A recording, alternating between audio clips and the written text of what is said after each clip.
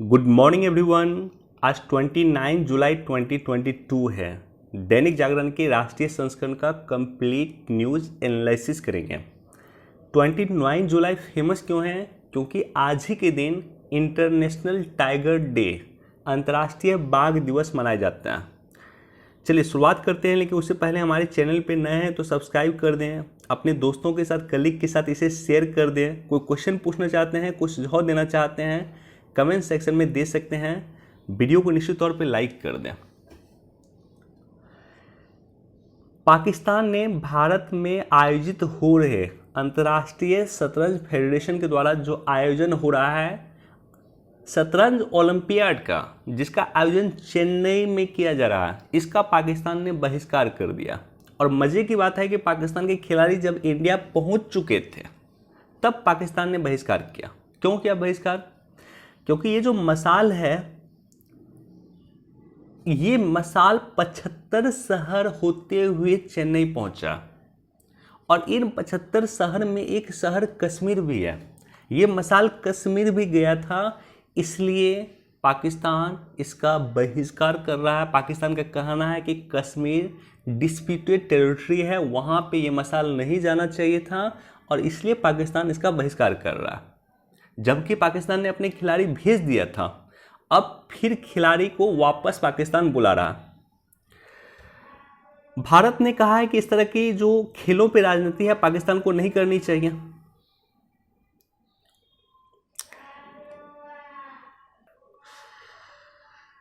अधीर रंजन चौधरी जी की एक टिप्पणी काफी चर्चा में रही कि इन्होंने राष्ट्रपति द्रौपदी मुर्मू को राष्ट्रपति ना करके के राष्ट्रपत्नी बोल दिया।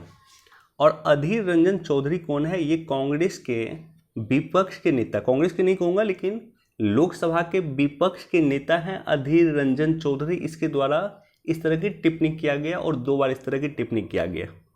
यद्यपि बाद में उन्होंने अपनी इस टिप्पणी के लिए माफ़ी मांग लिया, लेकिन फिर भी इस तरह की टिप्पणी से परहेज किया जाना चाहिए। राष्ट्रपति हमारे देश का सर्वोच्च पद है, और राष्ट्रपति पद पे कोई भी व्यक्ति बैठा हो, कोई भी व्यक्ति राष्ट्रपति बना हो, इरिस्पेक्टिव ऑफ देयर सेक्स, चाहे वो मेल हो चाहे फीमेल हो, एक बार वो राष्ट्रपति बन गए उसके बाद उसे राष्ट्रपति ही कहा जाना चाहिए। इसी तरह से राज्यपाल पे अगर कोई व्यक्ति बैठा या राज्यपाल कोई व्यक्ति बना, चाहे वो महिला हो चाहे पुरुष हो, उसे राज्यपाल कहा जाएगा।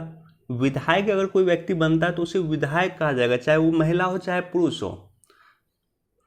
तो इस तरह की टिप्पणी से बचा जाना चाहिए था।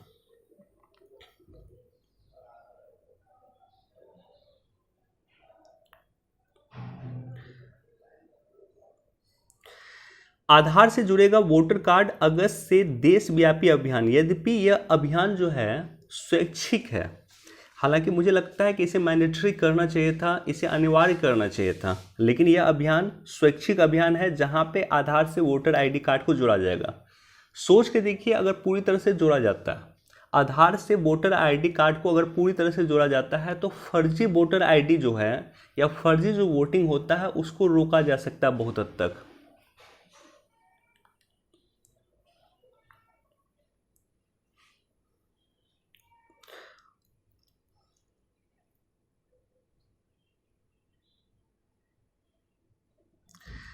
ग्रामीण आर्थिकी में डेयरी क्षेत्र का महत्वपूर्ण योगदान है पीएम मोदी। और पीएम मोदी ने बेसिकली एक डेयरी का उद्घाटन किया है गुजरात में, वहीं पे ये बातें कही हैं। इसके अलावा कुछ अन्य बातें कही है पीएम मोदी ने। एक तो ये कहा है कि आदिवासी समाज में बेटी का राष्ट्रपति बनना वो गौरव की बात है, निश्चित तौर पे है। और दूसरा ये है कि पेट्रोल में 10% इथेनॉल बनाने से किसानों की आमदनी बढ़ी है। ये भी हम लोग लगातार चर्चा करते हैं कि जो राष्ट्रीय जैव ईंधन नीति 2018 आया था, राष्ट्रीय जैव ईंधन नीति 2018 का 2 टारगेट था। अगर नेशनल बायोफ्यूल पॉलिसी देखें, 2018 में ये आया था और इसका 2 टारगेट था। एक टारगेट ये था कि 2022 तक 10% इथेनॉल मिला लेना है पेट्रोल में, और 2030 तक 20% इथेनॉल पेट्रोल में मिला लेना। अब ये 2030 का जो टारगेट था उसको घटा करके 2025 कर दिया गया। अब किया गया है 2022 में कि 2030 की जगह 2025 में ही हम 20% इथेनॉल मिला लेंगे। तो इस तरह से पीएम मोदी का कहना है कि जहाँ पे 2014 में 40 करोड़ लीटर इथेनॉल का उत्पादन होता था या मिलाया जाता था, अब 400 करोड़ लीटर इथेनॉल मिलाया जाता है। तो इम्पॉर्टेंट ये है कि इससे एथेनॉल का उत्पादन किससे होता है? ईख वगैरह से होता है। और ईख वगैरह का उत्पादन कौन करता है? मक्का से होता है। इसका उत्पादन कौन करता है? तो ये सारी चीज़ों का उत्पादन किसान करते हैं। तो इसलिए किसानों की आय को दुगुना करने में भी ये काफ़ी हद तक हमारे लिए आवश्यक है, और साथ ही साथ एनर्जी सिक्योरिटी के लिए भी ये ज़रूरी है, ताकि हम कम से कम पेट्रोलियम पदार्थ, एटलीस्ट 20% पेट्रोलियम पदार्थ कम विदेश से आयात करें। एक बार इसको देख लीजिएगा। आज सेवानिवृत्त हो रहे हैं जस्टिस खानविलकर, काफ़ी इंपॉर्टेंट जस्टिस रहे हैं माननीय सर्वोच्च न्यायालय के, और देश के कई अहम निर्णय में इनकी भागीदारी रही है।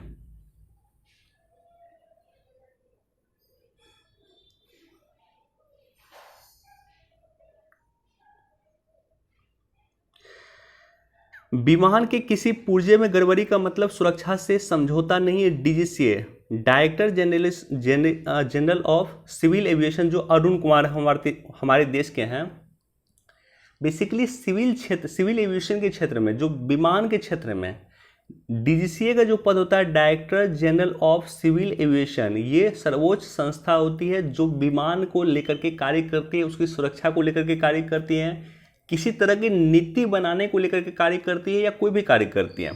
तो हमने कई बार आपके साथ चर्चा की है डीजीसीए के बारे में। आज मैं यहाँ पे चर्चा नहीं करूँगा। हमारे देश के डीजीसीए वर्तमान में कौन है? अरुण कुमार है। इम्पॉर्टेंट क्यों है? क्योंकि देश में कई जगह विमान में खराबी आई है, हमने देखा है, कई सारे घटना देखा।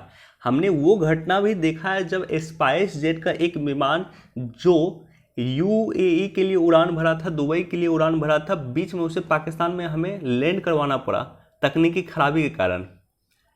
तो लगातार इस तरह की शिकायतें डीजीसीए के पास आ रही थी। इसी तरह से पटना में एक स्पाइस जेट का ही, आई थिंक स्पाइस जेट का ही था, या पता नहीं कोई अन्य विमान था, वो विमान जैसे ही उड़ा उसके बाद तुरंत उसको फिर से लैंड करना पड़ा।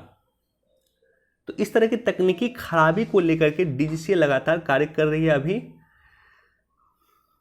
बाकी डीजीसीए के बारे में आपको पता होना चाहिए, ऑलरेडी हमने कई बार चर्चा किया है।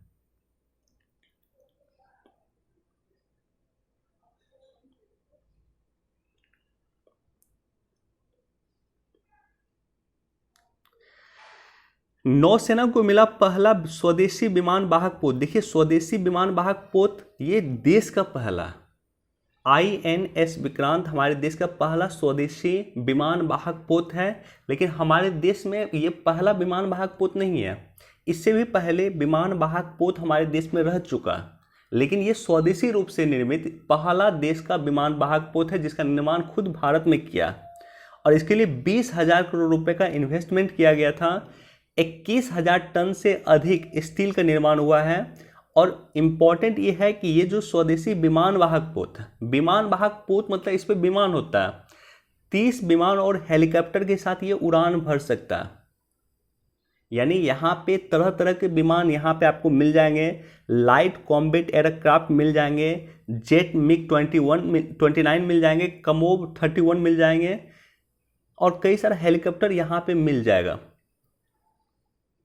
तो ये इम्पॉर्टेंट है। और इस तरह से स्वदेशी विमान वाहक पोत हमारे अलावा अमेरिका, चीन, ब्रिटेन, फ्रांस, रूस, इटली के पास है। भारत उन देशों की सूची में शामिल हो गया है जिसका अपना स्वदेशी विमान वाहक पोत है। बाकी इसको पढ़ लीजिएगा आप लोग। अमेरिका से मिले 2 रोमियो हेलीकॉप्टर। डायरेक्टली आपसे पूछा जा सकता है वनडे एग्जाम में कि रोमियो हेलीकॉप्टर किस देश से भारत ने प्राप्त किया है? Israel, America, France, Italy. तो राइट आंसर होगा अमेरिका।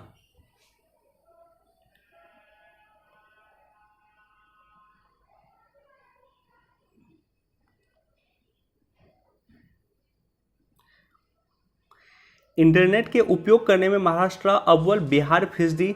एक रिपोर्ट आया है, उस रिपोर्ट में कहा गया है। अब मैं क्या करूं, पेपर इसी तरह से धुंधला मुझे मिल रहा। हालांकि जो रियल पेपर होगा जो आप लोगों ने प्राप्त किया होगा वो पेपर में आपको इस तरह से धुंधला नहीं मिलेगा।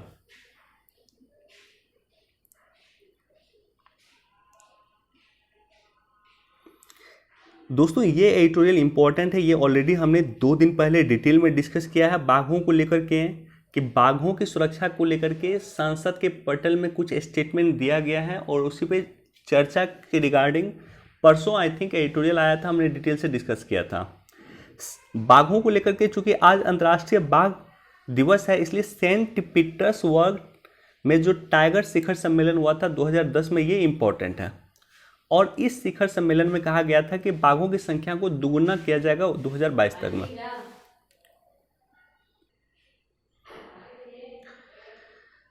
2022 तक में बाघों की आबादी को दुगुना किया जाएगा। भारत ने लगभग 4 वर्ष पहले यानी 2018 में ही भारत ने बाघों की आबादी को दुगुना कर लिया था। तो निश्चित तौर पे भारत के लिए काफ़ी अचीवमेंट था कि जो फिक्स किया गया था अंतर्राष्ट्रीय टाइगर रिजर्व शिखर सम्मेलन में 2010 में सेंट पीटर्सबर्ग घोषणा में जो ये बात को फिक्स किया गया था, ये उद्देश्य अपनाया गया था कि 2022 तक बाघों की आबादी को दुगुना करना। भारत ने 2018 में ही बाघों की आबादी को दुगुना करके ये अचीवमेंट हासिल कर लिया था। तो ऑलरेडी डिटेल से परसों हमने डिस्कस किया था, मैं यहाँ पे चर्चा नहीं करूँगा। अब ये एडिटोरियल इंपॉर्टेंट है लेकिन ऑलरेडी इस एडिटोरियल पे भी हमने 2-3 बार चर्चा किया है, इसलिए मैं यहाँ पे चर्चा नहीं करूँगा। तो इस एडिटोरियल पे भी हमने डिटेल से डिस्कस किया था और 2-3 दिन मैं इस पर चर्चा किया हूँ, इसलिए मैं इस पर चर्चा नहीं करूँगा, आप लोग पढ़ लीजिएगा। अब देखिए इम्पॉर्टेंट क्या है, इम्पॉर्टेंट ये है, 2 पॉइंट इम्पॉर्टेंट है यहाँ पे। एक तो इम्पॉर्टेंट ये है कि एक डीएसपी जिसकी हत्या कर दिया गया था वो गया था अवैध खनन रोकने के लिए, अरावली के अवैध खनन रोकने के लिए वो गया था, उसकी हत्या कर दिया गया। और अरावली का जो क्षेत्र है उसका अवैध खनन आज से नहीं हो रहा, काफ़ी पहले से हो रहा है। इसी को लेकर के 2018 में एक टिप्पणी माननीय सर्वोच्च न्यायालय की गई थी जिसमें माननीय सर्वोच्च न्यायालय ने कहा था कि 128 पहाड़ी में से, अरावली की 128 पहाड़ी में से 31 पहाड़ी गायब है। तो एक कठोर टिप्पणी करते हुए माननीय सर्वोच्च न्यायालय ने कहा था कि क्या इस पहाड़ी को हनुमान जी लेकर गायब कर गए हैं या हनुमान जी लेकर उड़ गए हैं। अब सोच कर देखिए 128 पहाड़ी में से 31 पहाड़ी गायब थी। पहाड़ी गायब कैसे हुई? क्योंकि उसका अवैध उत्खनन हुआ, अवैध खनन करके उस पहाड़ी को गायब कर दिया गया।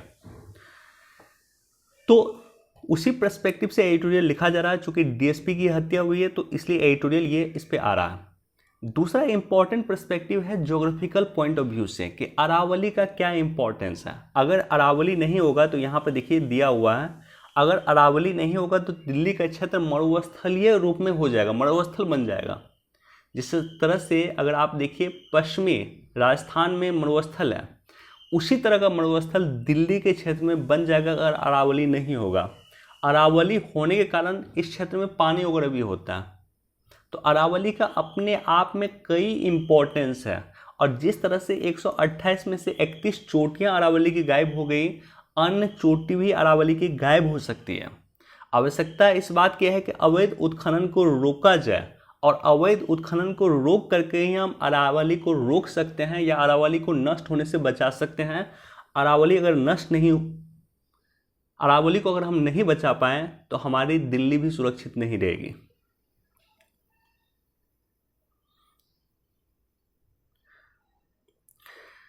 भारतीय आर्थिक कूटनीति का अहम पड़ाव, देखिए ये इम्पोर्टेंट क्यों है। इम्पॉर्टेंट इसलिए, ये एडिटोरियल इसलिए आया है, इम्पॉर्टेंट इसलिए है कि जो हम लोग यूपीआई सिस्टम यूज करते हैं, विश्व के कई देशों में अब यूपीआई सिस्टम यूज होना शुरू हो गया। मसलन यूएई में भी हमने यूपीआई सिस्टम की शुरुआत कर दिया है, नेपाल में भी हो रहा है, भूटान में भी हो रहा है और फ्रांस में भी लगातार हम बातचीत कर रहे हैं कि यूपीआई सिस्टम वहाँ पर शुरू करें। एक तो पॉइंट ये है।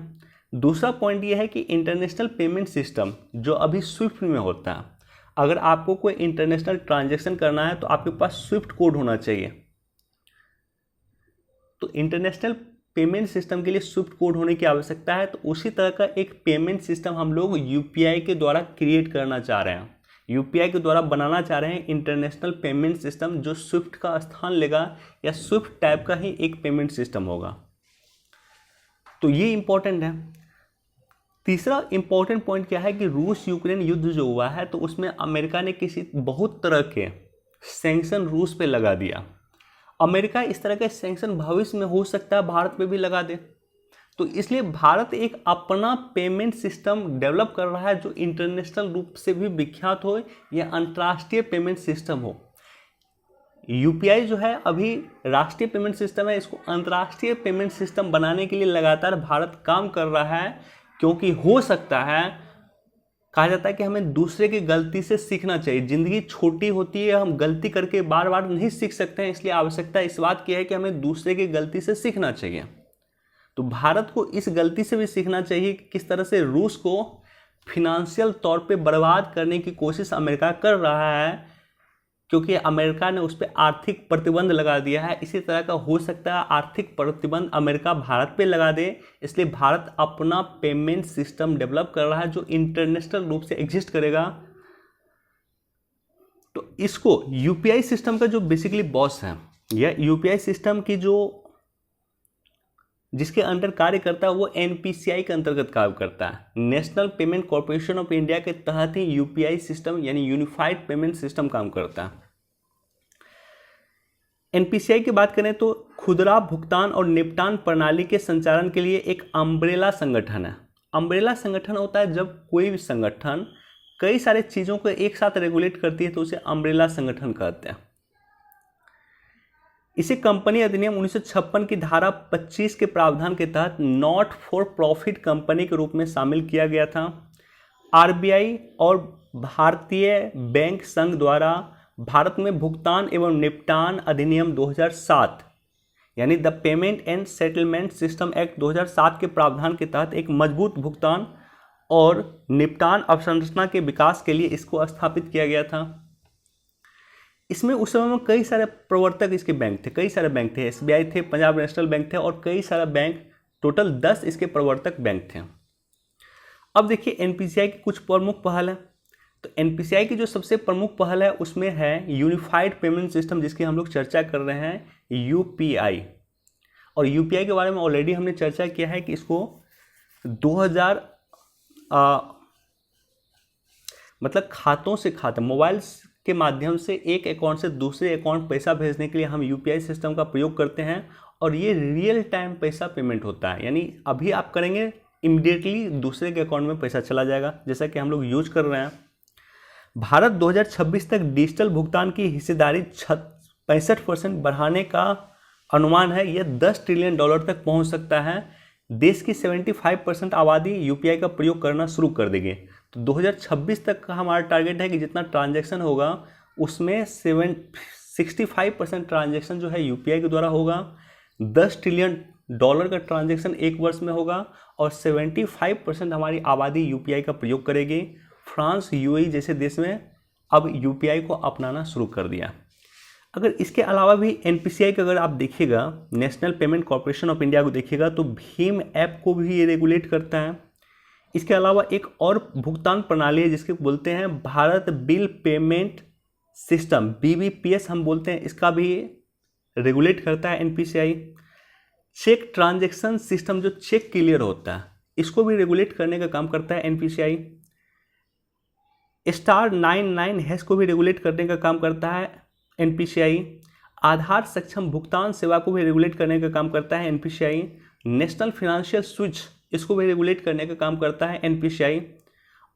ये देखिए, ये यूपीएससी इस पॉइंट पे क्वेश्चन पूछा है, इसलिए मैं इस पर थोड़ा सा एम्फोसाइज कर दूंगा कि जो एटीएम टू एटीएम कनेक्ट होता है, मान लीजिए आपके पास एसबीआई का एटीएम है, आप जाकर के पीएनबी के एटीएम से पैसा निकाल लेते हैं, तो एटीएम टू एटीएम जो एक कनेक्ट होता है, इस कनेक्ट को बोलते हैं नेशनल फाइनेंशियल स्विच, एनएफएस, और ये रेगुलेट करने का काम करता है NPCI, national payment corporation of India. तो इसी पॉइंट पे आई थिंक 2019 में यूपीएससी ने पीटी में क्वेश्चन पूछा था कि एटीएम ट्रांजैक्शन जो होता है या एटीएम जो स्विच होता है, इसको रेगुलेट करने का काम कौन करता है, तो आरबीआई नहीं करता है। आरबीआई भी ऑप्शन में था, एनपीसीआई भी ऑप्शन में था, बैंक बोर्ड ब्यूरो भी ऑप्शन में था, अदर भी ऑप्शन में था। तो इसका राइट क्या आंसर होगा, NPCI, national payment corporation of India. बाकी इस एडिटोरियल को आप लोग पढ़ लीजिएगा।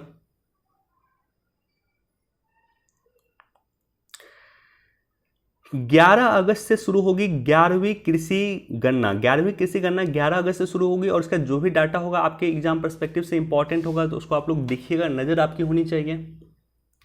मोटे अनाज के उत्पादन की होगी वैश्विक ब्रांडिंग। देखिए, मोटे अनाज से संबंधित खाद्य प्रसंस्करण उद्योग, फूड प्रोसेसिंग उद्योग को प्रोडक्शन लिंक इंसेंटिव PLI योजना के तहत लाया गया है। यानी मोटा अनाज जो होता है,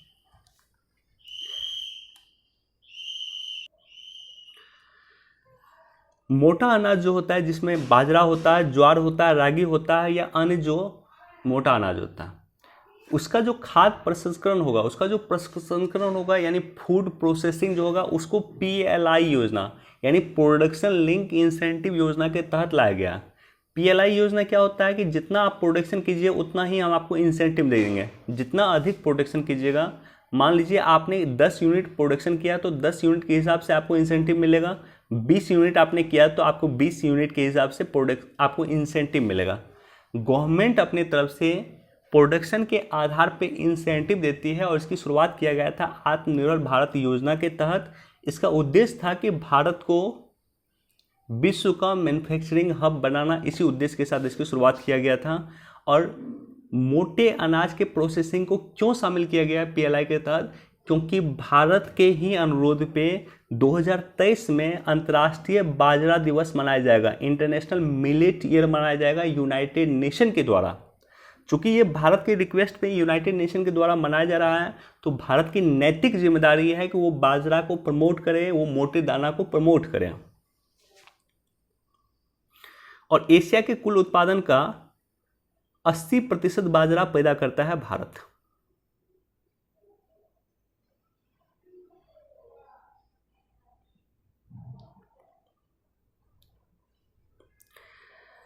मनीषा रोपेटा पाक की पहली हिंदू महिला DSP बनी है। एक बार इसको भी देख लीजिएगा, क्वेश्चन पूछता है। वहाँ पे एक बार क्वेश्चन पूछा गया था कि पाकिस्तान की पहली महिला हिंदू जज कौन बनी है, तो ये क्वेश्चन भी पूछा जा सकता है कि पाकिस्तान की पहली हिंदू महिला DSP कौन बनी है, तो मनीषा रोपेटा।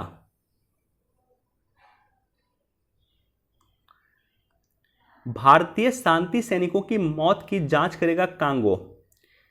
कांगो में भी भारत के जो शांति सैनिक है, United nation peace keeping force जो है, तो United nation peace keeping force में एक अच्छा खासा योगदान भारत के सैनिकों का।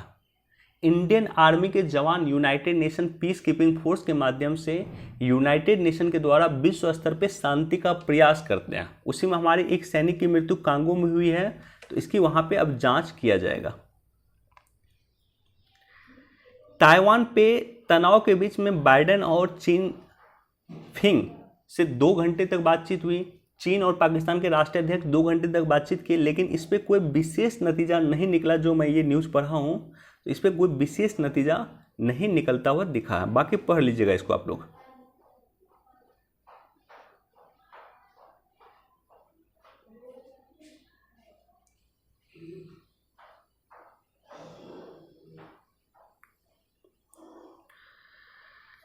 चलिए दोस्तों, इतना ही इंपॉर्टेंट न्यूज़ था। वीडियो देखने के लिए आप सभी का धन्यवाद। Thank you so much. Please do like, share and subscribe. और जिन लोगों ने टेलीग्राम चैनल ज्वाइन नहीं किया, जाकर के ज्वाइन कर लीजिएगा, लिंक आपको डिस्क्रिप्शन में मिल जाएगा। बहुत बहुत धन्यवाद।